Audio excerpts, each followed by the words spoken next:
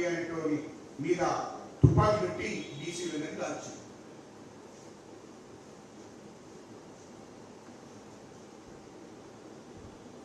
ఇది జరుగుతుంది ఇక్కడ. ఇది వాస్తవాలు తెలుసుకో.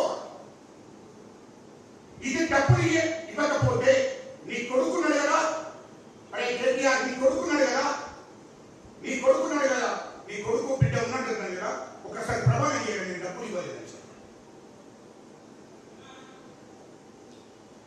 లేకుంటే పెద్దమ్మ గుడికి వచ్చి ఒకసారి ప్రమాణం చేయలేదు, నేను బీసీలకు రిజర్వేషన్ రాకుండా నేను అడ్డగించలేదు అని చెప్పి నీకు నీతి నీకైతుంటే ప్రమాణం చేయాలి. రా బయటికి రా, పోదా పెద్దమ్మ గుడి దగ్గర నువ్వు ఇచ్చినట్టు నేను ప్రమాణం చేస్తాను. లేకుంటే నువ్వు ప్రమాణం చేయాలి. పెద్దమ్మ గుడి దగ్గర రా, నేను 2 కోట్లు నీకు ఒప్పుకొని అడ్వకేట్కు 20 లక్షల చెట్టు పంపించింది వాస్తవం కాదా? 40 లక్షలు కాదు ₹1 కోటి పంపిస్తుంది వకీలకు ఒప్పుకున్నాను కాదా? పంపించింది వాస్తవం కాదన్నప్పుడు నువ్వు ఎవరితో పంపించావు వాళ్ళే సాక్షులు. నువ్వు రా ప్రధానమంత్రికి రా, ఒకవేళ లేకపోతే చెప్పు, నువ్వు నీకేముందంటే చెప్పు. బీసీలకు రిజర్వేషన్ చూస్తే ఓర్చుకెళ్ళినటువంటి నీవు, నీ కుటుంబం బీసీలకు న్యాయం జరిగితే ఓర్చుకెళ్ళిన మీరు ఇయలో జూబ్లీహిల్స్ ఎన్నికలు ఎట్లా దూరమైన ఓట్లు చెప్పులు అందుకొని కొడతారు. జూబ్లీహిల్స్ కాన్స్టిట్యూన్సీ బీసీలంతా కొడుక ఇయ్యాలి. మళ్ళా నేను పెద్దగా చేస్తా, నేను పెద్దగా నీ కొడుకు పెడతా అని చెప్పి జూబ్లీహిల్స్ లో ఆ జూబ్లీహిల్స్ కాన్స్టిట్యూన్సీలో ప్రచారం చేస్తున్నాడు.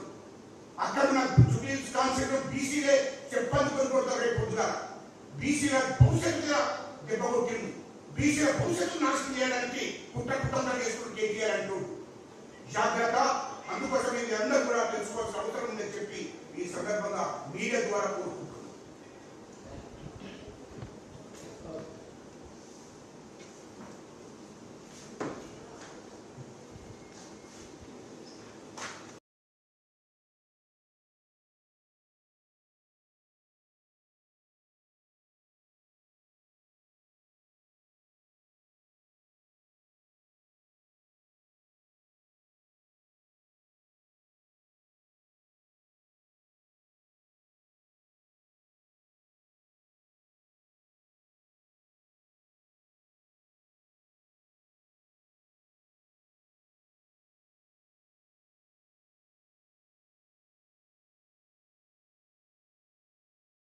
తెలంగాణ రాష్ట్రంలో కూడా వైపు ఉన్న జూబ్లీహిల్స్ హైదరాబాద్లో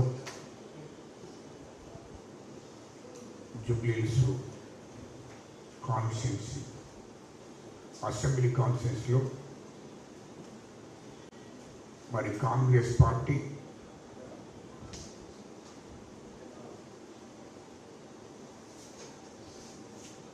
అక్కడ 50,000 మెజార్టీతో గెలుస్తుంది.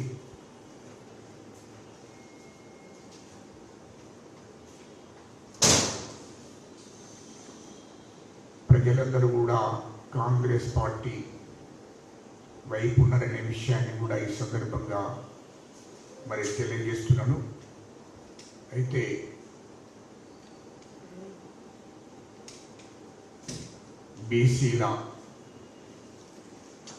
బీసీలకు 42% రిజర్వేషన్లు, బీసీలకు 42% రిజర్వేషను కావాలనే లక్ష్యంతో మా ముఖ్యమంత్రి రేవంత్ రెడ్డి గారు ముందుకు పోతున్న విషయం మీ అందరికీ తెలిసిందే. వాస్తవ విషయాలు ఈరోజు మీడియా ద్వారా ప్రజలకు తెలియజేయడం కోసం నేను మాట్లాడుతున్నా.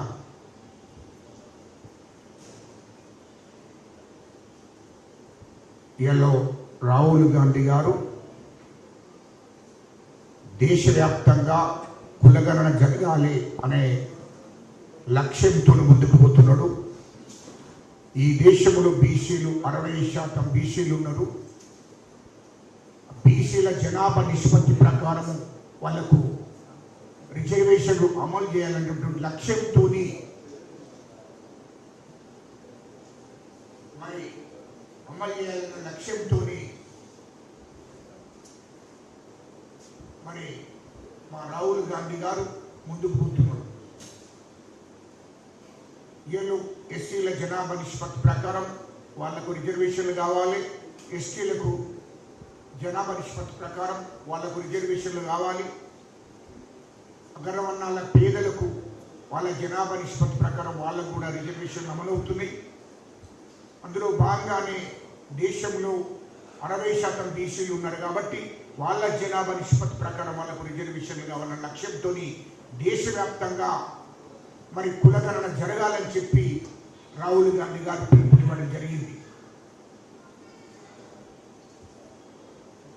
బీసీలకు న్యాయం జరగాలి, వాళ్ళ జనాభా నిష్పత్తి ప్రకారం రిజర్వేషన్లు అమలు చేయాలనే లక్ష్యంతో మరి